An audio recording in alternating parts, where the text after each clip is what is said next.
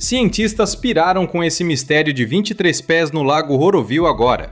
O que rolou no maior reservatório da Califórnia simplesmente desafia a realidade. 19 de dezembro, 2h17 da madrugada, escuridão total. Céu limpo, sem tempestades, sem chuva, zero avisos. E do nada a água começou a subir.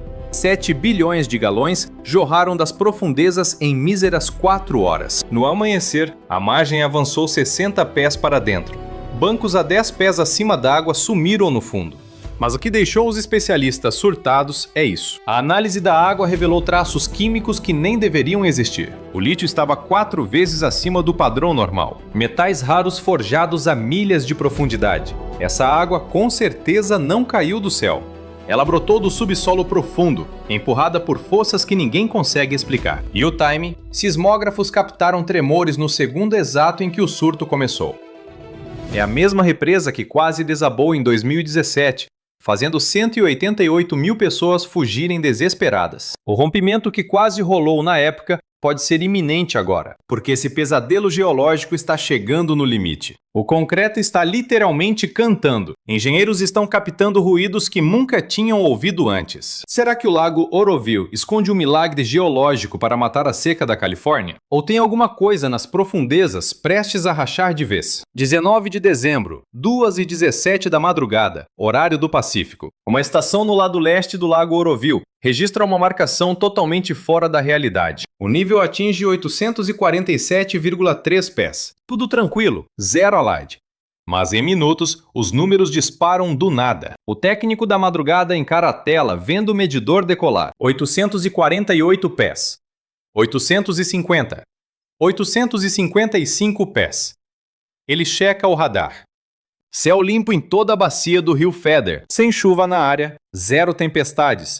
Absolutamente nenhuma explicação lógica. Às 6 da manhã, o nível marca 870,1 pés. 23 pés de alta em menos de 4 horas. Ninguém na equipe da represa tinha visto um ganho tão brutal em uma janela de tempo tão curta. Os dados são irreais. E continuam subindo sem parar. A sala de controle vira um caos organizado, cruzando informações de 3 sistemas independentes. O Centro de Dados da Califórnia valida essa curva absurda. Sensores de backup confirmam as leituras principais. Até as ferramentas manuais cravam com o digital por 2 polegadas. Não tem falha no computador. Isso é real.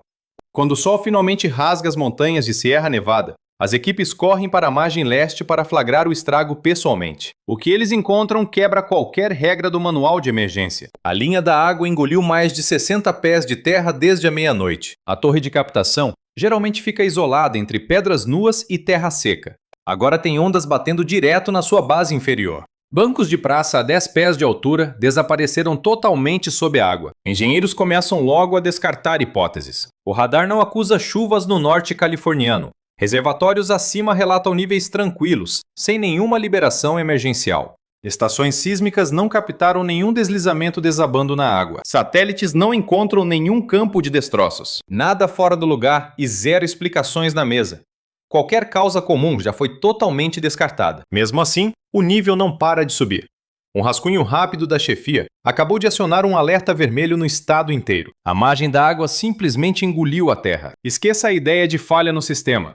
O Lago Oroville passa longe de ser apenas um pocinho perdido nas montanhas. Estamos falando da veia principal do projeto estadual de águas. Simplesmente a maior rede pública de distribuição hídrica que existe no planeta. O reservatório esconde 3,5 milhões de acres pé d'água, represados por um paredão colossal de concreto de 770 pés. É desse ponto exato que nasce uma teia monstruosa de canais, aquedutos e tubulações, que rasga o mapa desde o Vale do Sacramento até bater na fronteira com o México. Mais de 27 milhões de californianos sobrevivem exclusivamente do que passa por essas comportas todo santo dia. Basicamente, quase 70% de toda a população estadual depende desse único lago. As cotas de irrigação das fazendas espalhadas pelo Vale Central dependem 100% da marca que a água bate nessa barragem. Se o Oroville recua, as colheitas em milhares de quilômetros quadrados despencam na mesma hora. Mas se a represa enche, o agro decola. desde as vinícolas de Napa e Sonoma, até a turma do leite no Vale de San Joaquim. Isso sem falar das plantações que abarrotam as prateleiras dos supermercados de ponta a ponta. No fim das contas, o abastecimento de todos eles vem desse mesmíssimo espelho d'água. Uma variação boba de um pé para cima ou para baixo já movimenta milhões de galões e faz girar uma grana na casa dos bilhões de dólares. Escondidas nas entranhas da represa, as usinas hidrelétricas bancam a energia de 800 mil casas brincando. E essas turbinas rodam 24 horas por dia, transformando a fúria da água na eletricidade que ilumina tudo, desde a área da Bahia até Los Angeles. Se essas máquinas travarem, a rede estadual vai suar sangue para cobrir o rombo. Agora, se a estrutura principal ceder, o estrago vai ultrapassar de longe as fronteiras californianas. Trocando em miúdos, o Lago Oroville é o coração pulsante da Califórnia. É por isso que qualquer anomalia aqui faz o governo inteiro gelar a espinha. O buraco é muito mais embaixo. Estamos lidando com o calcanhar de Aquiles de toda a região, que garante água nas torneiras, comida no prato e luz na tomada do estado mais populoso dos Estados Unidos. A galera da engenharia costuma brincar que operar essa máquina é como andar na corda bamba de olhos vendados. Um vacilo, uma conta errada ou uma cheia repentina que sobrecarregue o equipamento e milhões de moradores da parte baixa vão encarar uma enchente apocalíptica. Por isso, essa parada não envolve apenas água. Estamos falando de sobrevivência pura e dura. Quem mora na base do Oroville ainda carrega as cicatrizes de fevereiro de 2017. Naquele inverno bizarro, uma sequência pesada de rios atmosféricos jogou a capacidade do reservatório no limite extremo. Para evitar que a água passasse por cima, os técnicos tiveram que abrir a comporta principal às pressas. Foi questão de horas para o pesadelo acontecer ao vivo. Uma cratera sinistra cedeu no meio do canal de concreto. Blocos de cimento do tamanho de picape saíram rolando morro abaixo. A enxurrada rasgou a fissura com força brutal, varrendo do mapa terra e estruturas que estavam ali intactas há meio século. No desespero para frear o desmoronamento, a equipe apelou para o vertedouro de emergência. O problema é que era uma ladeira de terra nunca testada na prática, e a encosta começou a derreter na mesma hora. A equipe acompanhou em pânico enquanto a erosão engolia o chão pelo caminho reverso, quase derrubando a base do próprio dique. E foi nesse momento, pontualmente às 4 horas da tarde do dia 12 de fevereiro, o governo mandou 188 mil pessoas evacuarem imediatamente. Foi a maior fuga de represa na história americana. Famílias cataram o básico e correram pela vida. A rodovia 70 virou um inferno caótico. No desespero, crianças sumiram dos pais. Idosos ficaram presos, sem ter como fugir. Abrigos transbordaram em horas, engolindo milhares que só vestiam a própria roupa. O colapso cedeu apenas quando engenheiros despejaram uma água colossal, travando concertos suicidas num cenário impossível. Mas a paranoia continuou ali. Para Maria Santos, sirenes berrando às 3 da manhã ainda congelam a espinha. Ela jamais apaga aquela fuga cega com a filha Sofia, sem certeza se o lar dela sobreviveria. A confiança na liderança quebrou ali e nunca mais sarou. Quando os medidores surtaram agora, sem explicação, o fantasma antigo atropelou qualquer notinha oficial. As memórias inundaram tudo bem antes da enchente. O passado não dorme para quem vive colado na represa. O grupo hídrico ativou a emergência antes do meio-dia. Amostras voaram para um laboratório externo, lacradas sob códigos de barras rastreáveis. A equipe atacou na hora, espremendo tudo em sensores de turbidez. Aí os dados químicos explodiram no computador. Os números pareciam pura alucinação. O lítio espancou o padrão do lago em 4 vezes. O boro rasgou o teto do gráfico, cravando marcas de zonas geotérmicas onde o calor da Terra ferve pedras. Até metais raros deram as caras lá. O diagnóstico foi fatal. A água lambeu rochas profundas por dezenas de anos. A química gritava segredos invisíveis para as máquinas convencionais. A segunda fase mergulhou pesado nos isótopos, dissecando o DNA molecular daquela água. O oxigênio esnobava completamente as chuvas da Serra Nevada. Os minerais confessavam uma criação à base de calor e pressão brutais. Um inferno restrito a quilômetros para baixo. A verdade ficou inegável. Aquilo não choveu. Ela jorrou violentamente de esconderijos subterrâneos milenares. Sismólogos caçando dados das últimas 48 horas mataram a charada. Microtremores pipocaram em massa debaixo da zona leste do lago Oroville. Foram abalos ridículos na escala Richter. Invisíveis sem maquinário de elite. Mas o relógio bateu exato demais. O chão vibrou no exato momento que o nível subiu. Mapas antigos escancararam falhas rochosas rasgando o fundo do lago. Esses atalhos sugam aquíferos colossais direto para cima. Quando tremores sacodem essas pedras vitais, as fendas estouram.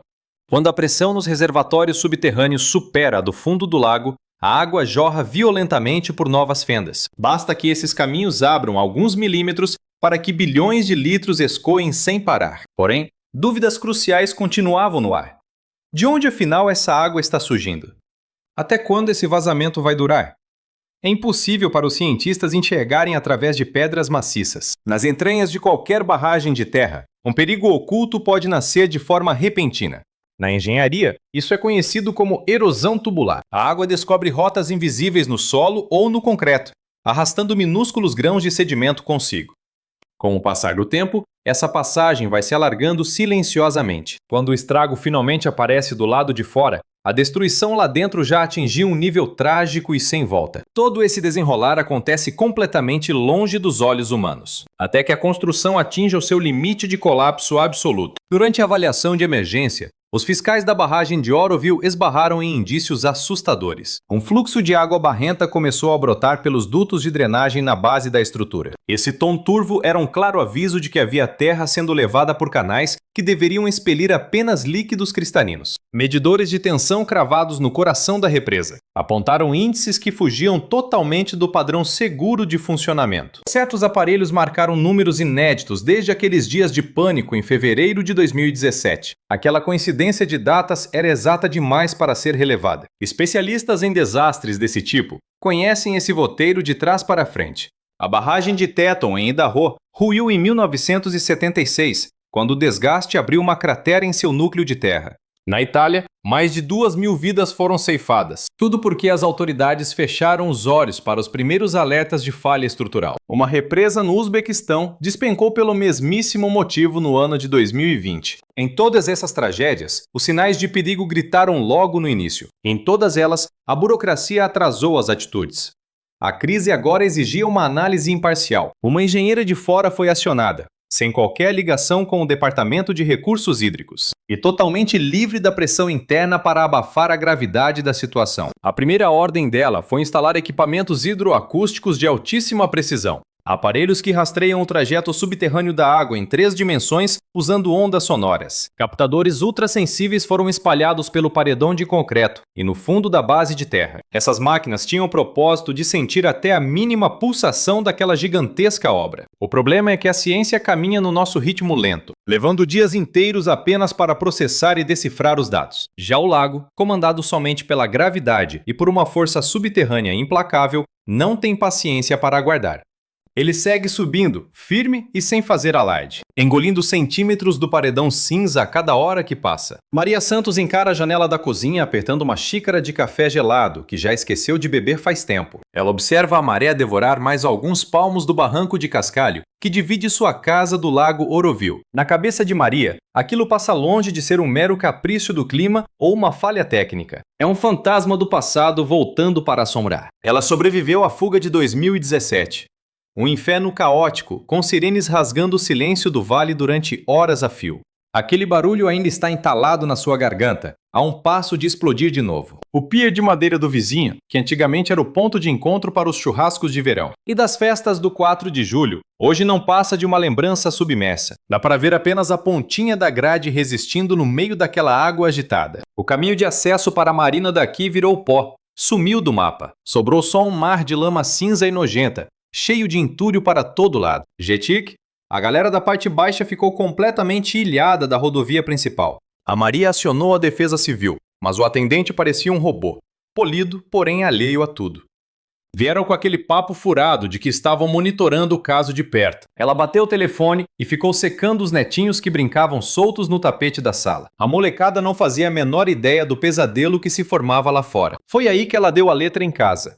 Não iam ficar de braços cruzados esperando o alarme do governo tocar. No automático, ela começou a juntar os álbuns de foto, certidões e aquelas relíquias de família. Guardou tudo a 7 chaves, dentro de umas caixas de plástico à prova d'água. A fé dela nos líderes locais já tinha ido pelo ralo, afogada em velhas promessas de segurança furadas. Para as famílias dali, Viver no sobressalto e pronto para dar no pé virou rotina obrigatória. As mochilas de fuga já moram na porta e as caminhonetes dormem sempre com o tanque cheio. Até a criançada já sabe de cor e salteado todas as rotas de evacuação. Mais para baixo do rio, o ecossistema está pedindo arrego, sob uma pressão calada. As águas ficaram densas e de um marrom opaco, sufocadas pelo barro e pelas enxurradas brutas. Esse caldo grosso praticamente assinou a centegecaé dos salmões da área. Uma camada pesada de areia fina soterrou o fundo de cascalho onde os peixes desovam. Isso asfixia a nova ninhada antes mesmo de nascerem. O pior? A força da correnteza está revivendo venenos esquecidos. Chumbo e mercúrio da época dos velhos garimpos estão voltando à tona com tudo. Aquela sujeira tóxica estava lá incubada no fundo do lago, quieta por dezenas de anos. E quando os cientistas não mandam a real na hora, o povo começa a inventar suas próprias explicações. Com o medo rolando solto e o silêncio da prefeitura, as fofocas ganham asa mais rápido que os fatos. Tem gente jurando de pé junto que existe um mar gigante preso debaixo das montanhas de Serra Nevada. Seria uma represa jurássica que ficou ali trancafiada por milhões de anos. O papo é que os últimos microtremores de terra não foram abalos qualquer não. Na real, seria o som de rochas maciças rachando no meio, por causa de uma pressão além do normal. O que teria aberto as portas para essa água ancestral jorrar no lago feito um chafariz? Isso mataria a charada da presença bizarra de certos minerais e da alta concentração de lítio. Coisas esquisitas que nunca deram as caras em nenhum registro histórico daquela bacia. Já outras teorias botam a culpa na conta do ser humano sem dó nem piedade. O boato que não morre é de que o governo cava túneis secretos na montanha para trens-bala ou bunkers apocalípticos. Falam que uma furadeira industrial perfurou sem querer um rio subterrâneo sob extrema pressão e que agora os figurões encobrem o vacilo, vendendo a história de desastre natural. Afinal, a água subiu de madrugada, no breu, sem nenhuma testemunha por perto espiando. A galera já flagrou várias viaturas militares sem placa rodando de fininho por aí. Eles estão fazendo ronda pesada e dominando a área leste do lago. Agora, a pira científica que mais faz sentido aposta que um vulcão está acordando lá no fundo de Oroville. Analisaram a água e sacaram o calor aumentando, sinal de que o caldeirão está fervendo nas profundezas. Se tiver uma bolsa de magma subindo a quilômetros do chão, ela pode muito bem agir como um pistão gigante, empurrando toda essa água milenar pelas rachaduras até estourar direto dentro do reservatório. Enquanto os engravatados não abrem a boca, o que paira no ar é um climão tenso de silêncio absoluto. Esse calafrio domina todo o papo, desde o cafezinho da padaria até as mesas das salas de crise. A falta de resposta gera o pânico, e o pânico alimenta bizarrices que ficam mais cabulosas a cada hora. E enquanto o sol se põe no lago Oroville, fazendo sombras gigantes na água, o nível sobe mais implacáveis 15 centímetros. O vento zerou, mas as águas seguem se rebatendo sozinhas. Ondas espumosas brotam do nada, parecendo um monstro gigante respirando lá no fundo.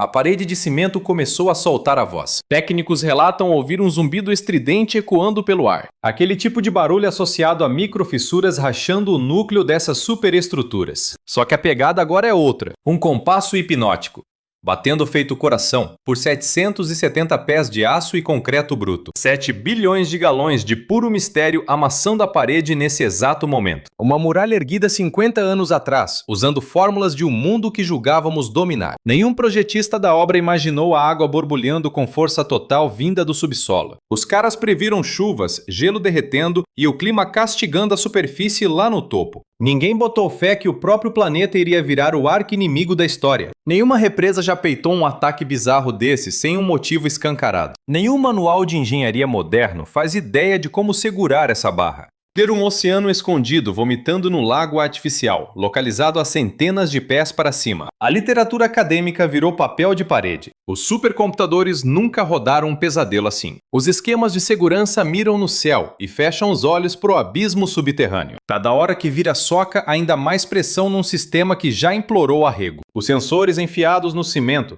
cospem dados malucos que a equipe quebra a cabeça para ler. O volume sobe numa fúria cega que estraçalha qualquer lógica das leis da natureza. As rachaduras enterradas debaixo da lama continuam se retorcendo sem parar, formando uns padrões bizarros que a galera da ciência nunca tinha visto antes. Rio abaixo, 27 milhões de pessoas focam a vida engolindo água desse mesmo tanque, mastigando comida cultivada nas roças que sugam os recursos dali, acendendo as luzes penduradas na energia dos motores que giram ali dentro. Essa turma nem sonha com um monstro incubando atrás daquela muralha de concreto gigantesca. Nunca chegaram a escutar o canto macabro da represa. Mas o pessoal esquecido na sombra de Oroville já tem as manhas.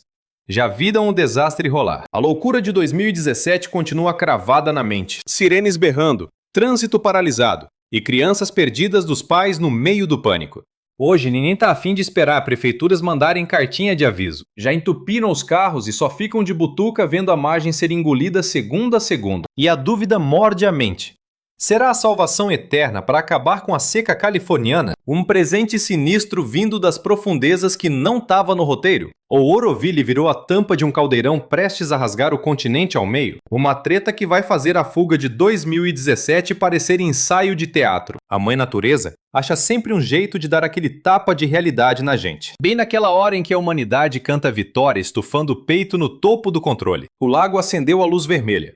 A estrutura já está soltando os acordes fúnebres. A treta não é querer prestar atenção. É se a gente vai acordar antes do tombo.